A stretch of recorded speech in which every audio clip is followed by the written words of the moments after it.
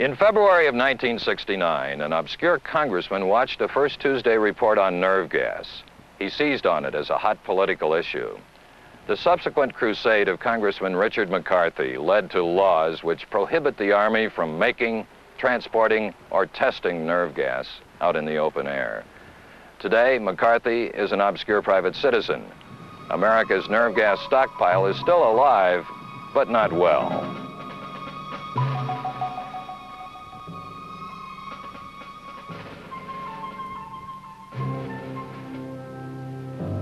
This is just a portion of the nerve gas arsenal undergoing routine inspection.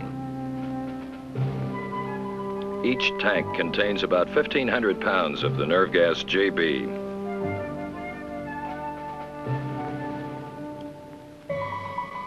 Location of nerve gas depots once was top secret. Even today, the Department of Defense is not eager to publicize the places, less for security than for public relations purposes. They're stored in 7 locations in the United States and 2 outside the continental United States. The 2 outside are Germany and Johnston Island in the Pacific. The locations inside continental USA are the Rocky Mountain Arsenal at Denver, Colorado, the Pine Bluff Arsenal at Pine Bluff, Arkansas, the Newport Army Ammunition Plant at Newport, Indiana, the Anniston Army Depot at Anniston, Alabama, the Lexington Bluegrass Army Depot at Lexington, Kentucky, the Tooele Army Depot at Tooele, Utah, the Umatilla Army Depot at Hermiston, Oregon. The total amounts are not made public information. GB is one of 2 kinds of nerve gases we have stockpiled. It kills quickly. This laboratory animal is about to be exposed to a nerve gas. An Army Chemical Corps technician draws up a very small amount of the nerve gas, which is in a liquid state.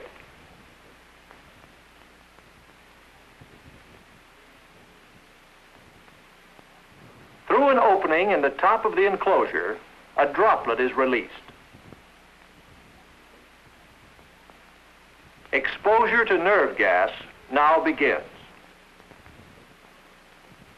A current of fresh air, continuously maintained inside the enclosure, draws the nerve gas vapors over the rabbit. Though the amount of nerve gas is minute, and the time of exposure to it probably no more than a few seconds, the animal is already beginning to feel the effects.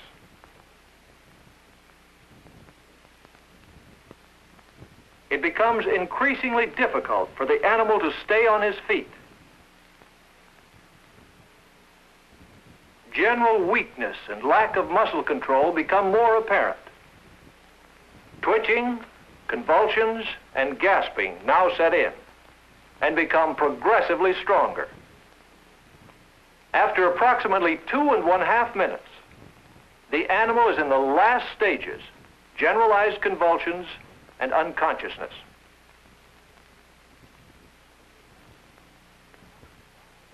The rabbit stops breathing, and finally death occurs. Rabbits are used as nerve gas sentries because they are very sensitive to its effects and they detect it more quickly than any instrument. The Air Force entire supply of M34 nerve gas bombs is stored at Rocky Mountain Arsenal, Denver. Workmen inspect the bombs for leaks every 3 months. If the rabbit shows symptoms, the men get out.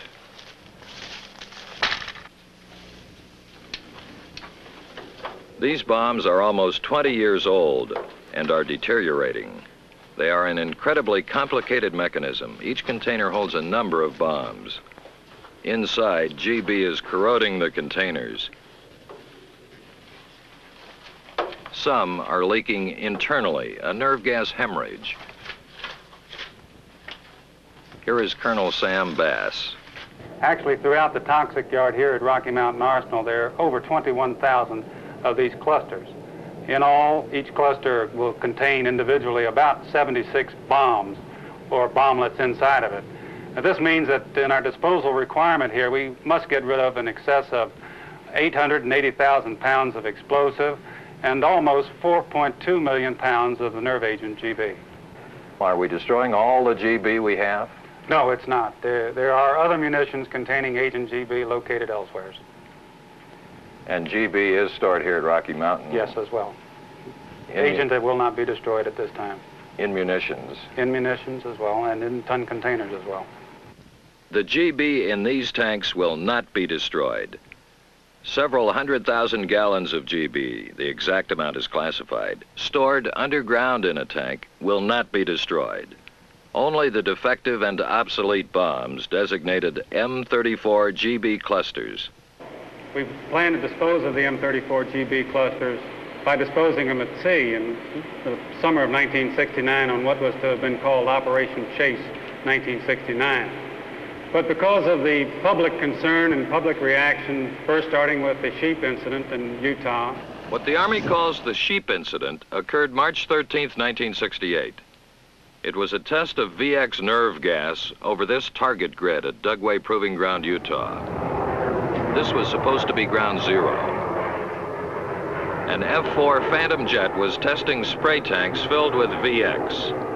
A red dye was blended with the VX so Army cameras could record the test. This is their film, never before shown on television. The spray tanks were unexpectedly still releasing VX when they were jettisoned at 1,500 feet. Looking at the flight from another angle, one sees exactly what went wrong. All the VX was supposed to have dropped at 150 feet, but as the pilot began to climb out, nerve gas was still spewing forth. The Army says the VX spray went on longer than it should have because a release mechanism on the spray tanks malfunctioned. It was 5:49 p.m. There was no weather radar at the base. As the plane pulled up and away from the test grid, about 20 pounds of nerve gas got away, just 20 pounds that ultimately killed thousands of sheep. Wind gusts up to 35 miles an hour drove the nerve gas toward these mountains northeast of the test grid. Shortly after that, a cold front went through here. The wind shifted. It began to rain and snow. The runaway nerve gas dropped onto pastures where sheep were grazing, most of them here in this valley, Skull Valley, Utah. Less than 24 hours after the test, the sheep started to get sick. One of the sheep herders said, quote, "They acted crazy in the head."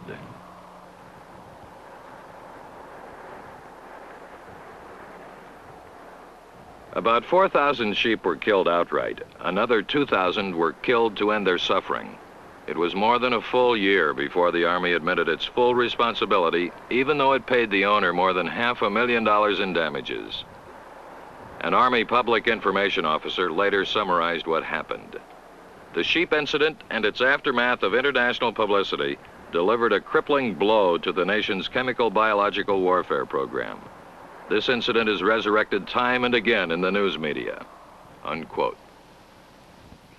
Each one of these tanks contains at least enough VX gas to kill a flock of 300,000 sheep, based on the only actual knowledge the Army has about its killing power in the field.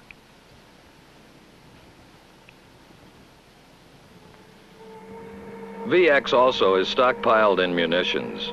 All of them were produced during the 1950s. This is just one warehouse at one depot. These are VX nerve gas shells for the 155 millimeter howitzer. There are other shells, bombs, rockets, and landmines.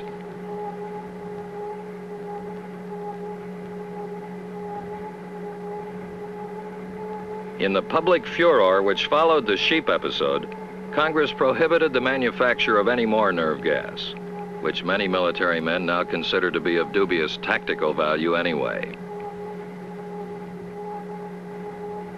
And at some depots, nerve gas is leaking. That story in a moment.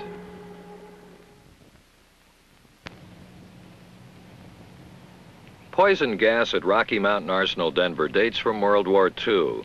These tanks used to contain old-fashioned mustard gas. It was deteriorating and rusting the containers. The Army had planned to dump the tanks and the mustard gas in the ocean, but was stopped from doing that.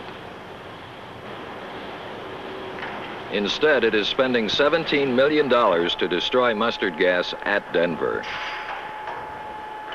Most of the expense is associated with tight air pollution standards, which require sophisticated control of emissions from the mustard gas incinerator. Mustard gas burns up in a hurry. In fact, it is not a gas at all, but a solid or liquid. Mustard was one of the poison gas weapons we stockpiled for possible use in World War II. It was field tested in an ultra-secret operation called the San Jose Project. This War Department film was classified until 1954 and has never before been seen on television. Poison gases were tried out on San Jose Island, 60 miles off the Pacific coast of Panama. This is what mustard does.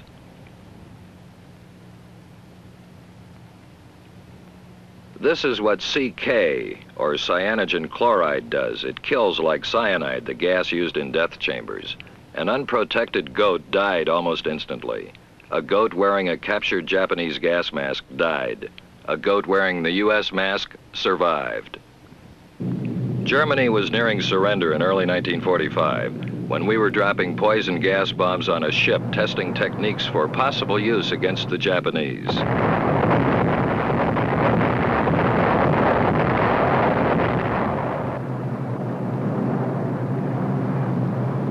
But even though President Roosevelt had said we would never be the first to use poison gas, which had been outlawed by the Geneva Protocol of 1925, even as preparations were going ahead with the atomic bomb, there were other pressures for using poison gas.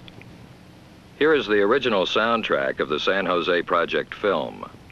In regard to offensive use of chemical warfare, it is concluded that the Japanese gas mask canister is inferior to all other canisters tested and will not give adequate protection against CK non-persistent gas. It is concluded that non-persistent gas could be used successfully in a first surprise attack against the anti-aircraft personnel of an enemy fleet at anchor in preparation for an air torpedo or dive bombing attack. So, finally, the conclusion is reached that gas would be more effective against Japanese troops than against our own. And therefore, if gas warfare is initiated, it will be to our advantage. Ultimately, the Joint Chiefs of Staff rejected the proposals to use poison gas in the Pacific. But later, during the Cold War years of the 50s, the Pentagon plunged into production of nerve gas, a decision which may plague the military for many years. The decision was reached during the Korean War in the winter of 1950, when the Chinese crossed the Yalu River and began human wave attacks on U.S. forces, which were driven into retreat, as photographed for Life magazine by David Douglas Duncan. U.S. military men wanted a non-nuclear means of stopping mass infantry attacks. At Edgewood Arsenal, Maryland, the Army Chemical Corps developed the machinery for producing the nerve gas GB, which had been developed by Nazi Germany, and the nerve gas VX, which was developed in England. Even after the Korean War ended, the nerve gases were stockpiled in huge quantities. Then in 1962, during the Kennedy years, we started sending nerve gas supplies to our Far Eastern depot at Chibana, Okinawa. But this remained top secret until 1969, when 24 people were injured by nerve gas leaking from a weapon. General John Hayes. The headlines in the Wall Street Journal on a Friday morning put the Pentagon in an uproar over the fact that toxic munitions were stored on Okinawa and the political uproar that came out of that. And subsequent to that, the decision of the President and the promise that he made to the Prime Minister of Japan that the United States would remove all toxic chemical munitions from Okinawan soil. And we will not return munitions of this type, I am sure, to Okinawan soil. In the spring of 1970, the Army announced plans to move all chemical ammunition stocks from Okinawa to Umatilla Army Depot, Oregon. There is enough gas there and enough gas coming of the nerve gas variety to cause the death of 681,481,000 persons. In great secrecy, the Army ran tests on nerve gas rockets at a test site near Hill Air Force Base bombing range just west of Salt Lake City. The idea was to determine the danger from sabotage or accident after the rockets from Okinawa were put on a train to Oregon. Dynamite was placed under a rail car filled with rockets. The rockets were filled with explosives and rocket fuel, but did not contain nerve gas.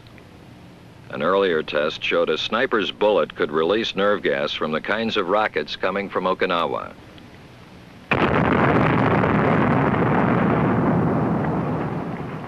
Blowing up a loaded boxcar did not set off the rockets, but in Oregon, the public mood was angry. Again, Governor McCall.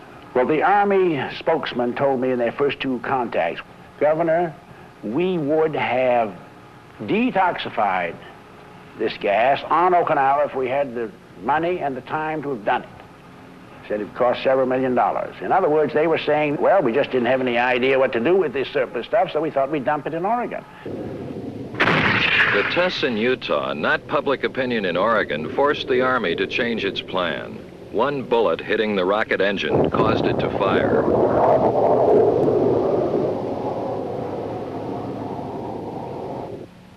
One rocket firing could set off most of the others.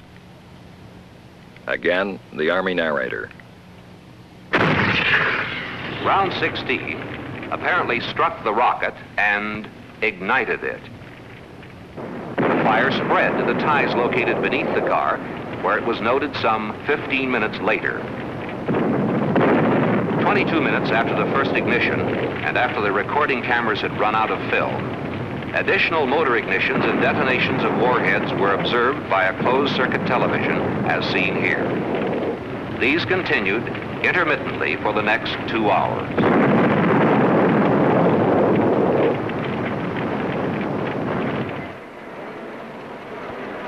So the Army decided to ship its 13,000 tons of GB, VX, and mustard gas to Johnston Island in the Pacific, 700 miles southwest of Honolulu. This averted panic in Oregon and an international crisis in Okinawa, where General Hayes was finishing his assignment. I will give you a categorical, complete statement that every round of toxic chemical munitions stored on Okinawa has now been removed. The last of them are on that ship right there. Then it came out that many thousands of nerve gas rockets in the United States were leaking. Over the years, the corrosive chemicals inside the 6-foot-long rocket had eaten through the aluminum casing. Each warhead contained nearly 11 pounds of GB. It was decided to bury the leaking rockets in concrete vaults, which the Army called coffins.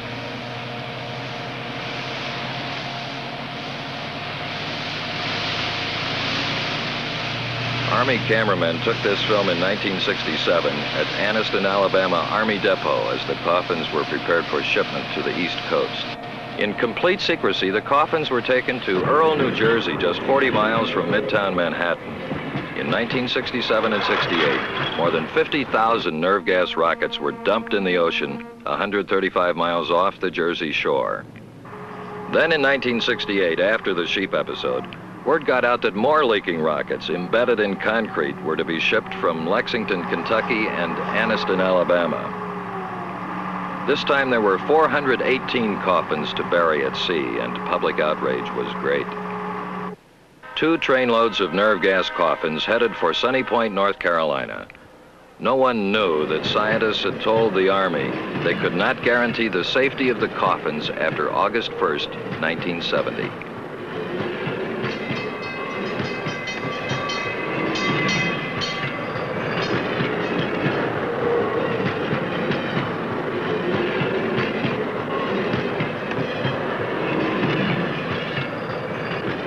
Security was intense, but the danger was not yet real to everyone in the Army, which sent a trainload of medical personnel ahead of each nerve gas train. One medical officer was asked what would be done if a leak occurred aboard the train. He said, "No problem. If the gas is inhaled, you have from 5 to 20 minutes to administer antidotes for GB. If you can keep the man breathing," he said, "he'll be all right." 18 days after the scientist's safety deadline, the coffins were dumped off Cape Kennedy, Florida, into 16,000 feet of water.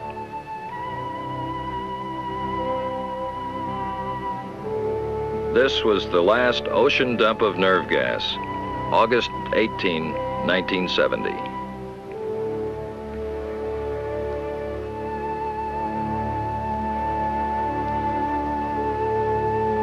That crisis ended, but now a new crisis was building at Rocky Mountain Arsenal on the very outskirts of Denver, Colorado. That report is next.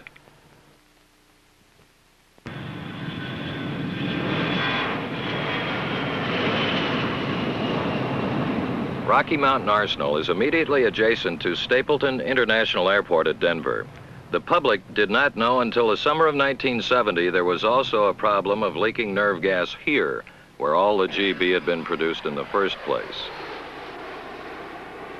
These are nerve gas bombs made for the Air Force, more than 20,000 of them stored on the ground. They had been declared obsolete. In fact, 3,000 were leaking internally. Over the years, another 2,000 had been taken apart because they contained leaking components. This process was performed manually with live bombs and live nerve gas. The Army calls this a leaker. That is the nerve agent GB pouring out. The Army dropped its plans to dump all the bombs in the ocean when scientists warned that a train wreck carried the remote possibility of a catastrophic explosion. The Army followed the recommendation that the bombs be dispersed about the base because a plane crash here could release nerve gas into the atmosphere. The commanding officer told me such a plane crash is almost an impossibility. The odds are 1,000,000 to 1 against it. Last summer, a light plane did crash at the arsenal, just 4.5 miles from the GB bombs. 3 people were killed in the crash. Airplanes are supposed to remain 1,500 feet above the arsenal grounds. In the meantime, the Army is supposed to be destroying the GB bombs, but is more than 2 years behind schedule. It's a very difficult item to dispose of on land. It has explosive in it along with the agent, which means that you have to handle it in remote control conditions. For years, the M34 was taken apart this way. Exposed bombs inside, 76 of them, with fuses to be safed by hand. Workmen were warned any accident could allow wide dispersal of the nerve agent, especially if any bombs were leaking. This one was, you can see it. This film is nearly 20 years old, but this is how it was done until 1969, when Army munitions experts warned there could be explosions with a significant chance of blowing incapacitating and possibly lethal doses of nerve gas beyond the boundaries of the arsenal. We found that it requires a much more sophisticated approach than we originally conceived. The estimate currently to dispose of the M34 GB clusters runs about $33 million. The cost estimate has more than tripled since the Army started building the remote control equipment to cope with a bomb never intended to be dismantled, and as far as we can learn, never even tested by the Air Force. If the casing is not removed precisely, there may be an explosion. In 15% of the operations, leaking nerve gas will escape. Everything has been custom built to contain nerve gas when it drains out, to contain explosions if they occur. The equipment may be ready this fall, but the Army is not yet sure of it. We had to provide for absolute assurance that should any agent be accidentally released as a result of an explosion during the demilitarization process, that this agent would be totally contained within the facility. Colonel Bass and I prepared to enter the area where the nerve gas will be neutralized. This was not a stunt. They had been testing the plumbing and there were some leaks which since have been fixed. The nerve agent itself was made in this building, and this is where it will be neutralized by mixing with a strong caustic. Now I guess we better go inside and see what we're doing. You have to be careful of the doors because the area is under negative pressure. In that chamber down there, Colonel Bass showed me the simple neutralization process. Nerve gas comes in one pipe, caustic in the other. When they meet, the gas is neutralized. But until then, GB is very dangerous on the skin or inhaled. What happens here is the actions, the physiological action begins with pinpointing of the eyes, heavy breathing, some nausea, constriction of the chest, and finally muscular spasms to the point that the individual dies. It's a very rapid-acting nerve agent. Is it painful? I don't know, really. I've never had it. How does it work compared to VX? Rather than going through the nose, it goes through the skin because it is a persistent agent. And because it does go through the skin and gets into the body that way, basically, it's a much slower acting one. But it kills you the same way. Yes, it kills you the same way. You're dead both ways. In 1969, an Army spokesman told Congress all nerve agents would be removed from surface storage here because of possible hazard from a plane crash. But 4 years later, they are still here, and no one seems worried. No, there has been no controversy in recent months, or I might even add recent years. Not even the planes flying over? The planes flying over, of course, that one's not over the toxic yard. They're not permitted to come over the toxic yard. This is a restricted area. But as I was indicating, that there has been no public furor in recent months, in fact, the last year or so, over the disposal of these agents and munitions.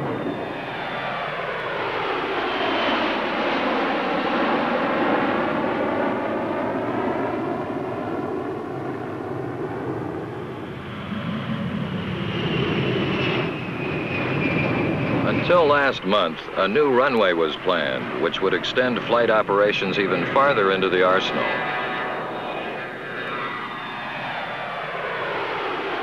The Army has now held up that multi-million-dollar project while it studies the cost of putting the nerve gas bombs into bunkers or underground. In the meantime, tons of GB remain in place as part of the active stockpile. Defense Department spokesman Gus Darrow. We maintain a stockpile of these materials as simply a deterrence to use by others. And so the concept is as simple as that. So that we feel by our having it... It deters the use of it by anyone else. Still, the Army is spending $6 million to develop a new kind of nerve gas. These are tests of the system, but not the actual nerve gas, which is called binary. Binary means having two components.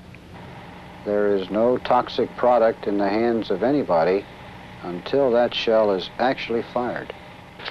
This is a mock-up of the actual round in front of us. And the concept calls for the use of two non-toxic chemicals carried in separate canisters, as you can see here.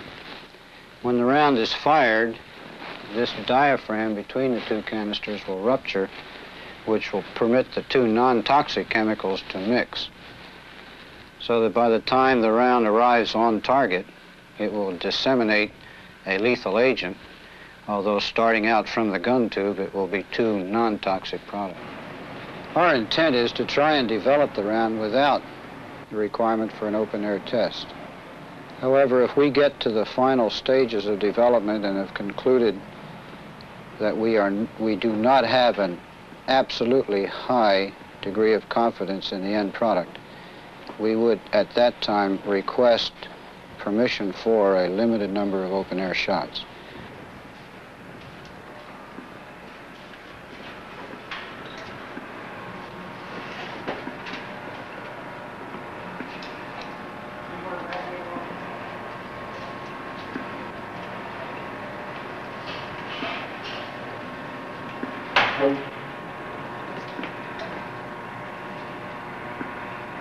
If the binary concept works, the chemical components will cost less than materials for regular GB.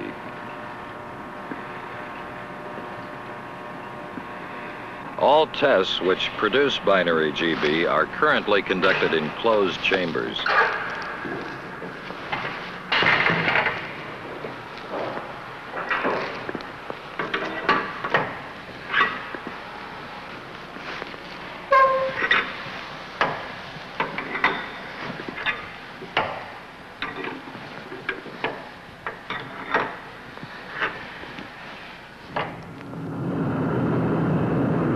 But Last month, the Army was doing some tests which did involve transporting the two different components to Yuma Proving Ground, Arizona.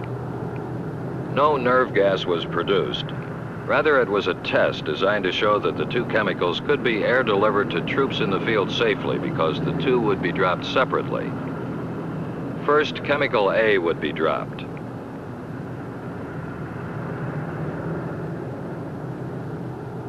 Then chemical B.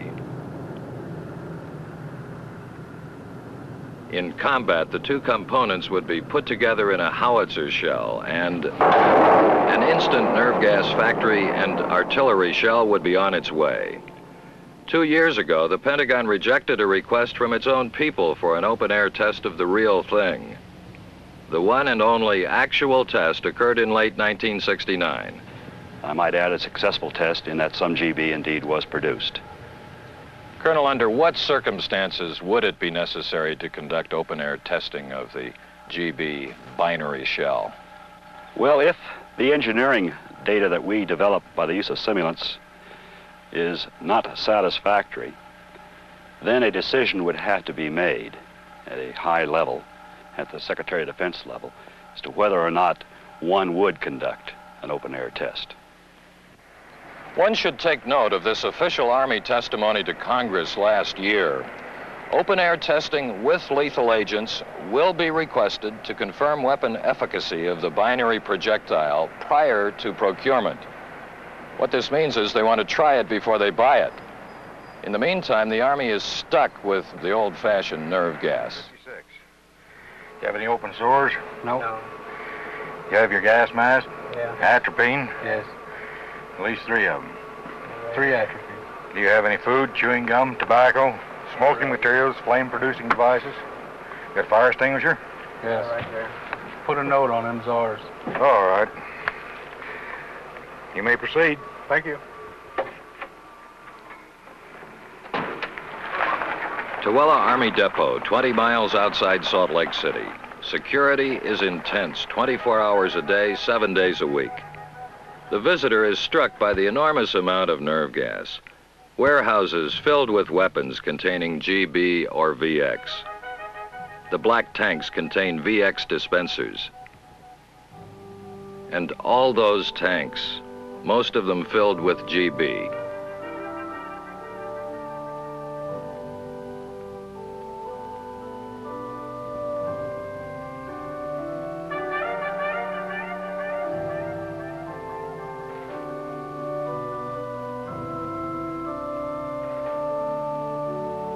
The amount is classified, but Defense Department official Gus Dara says enormous is not the proper adjective. I just didn't want to put an adjective to it. We have a stockpile we feel is adequate to deploy if necessary.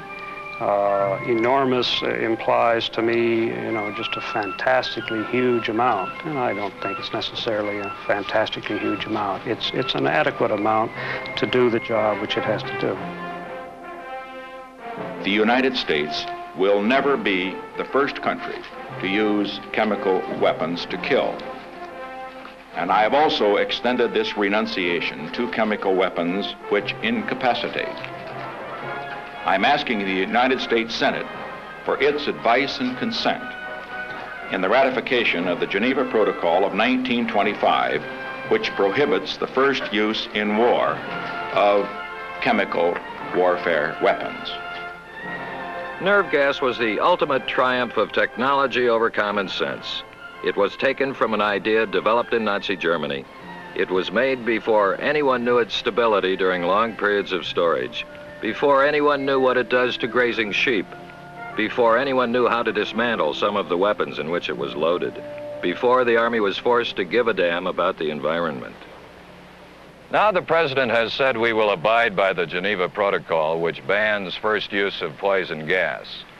But that agreement still has not been approved by the U.S. Senate because President Nixon has attached one strong condition, that in the official U.S. view, the Geneva Protocol does not cover defoliating chemicals or riot control agents like tear gas, the chemical weapons of Vietnam.